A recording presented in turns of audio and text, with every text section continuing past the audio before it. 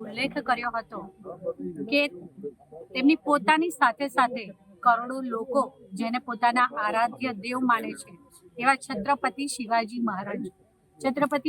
મહારાજ જેમણે હિન્દવી સ્વરાજ્યની સ્થાપના કરી હતી, જેમણે મરાઠી પ્રજામાં સ્વદેશ અને સ્વધર્મની ભાવના જગાવી હતી।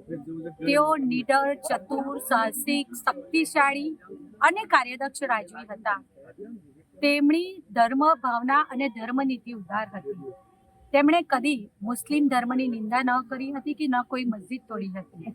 અને તેમનો એક સચિવ, અંગત સચિવ જે મુસ્લિમ હતો, તેને નમાઝ પડવા માટે દૂર ન જવું પડે તે માટે તેમણે નજીકમાં મસ્જિદ પણ બંધાવી હતી। વડોદરા મહાનગરપાલિકા દ્વારા પ્રતિ વર્ષ શ્રી છત્રપતિ શિવાજી મહારાજના જન્મ જયંતિના અવસર પર વડોદરા શહેરના સયાજી બાગમાં આવેલી તેમની પ્રતિમાને પુષ્પાંજલિ અર્પણ કરવાના કાર્યક્રમનું આયોજન કરવામાં આવતું હોય છે।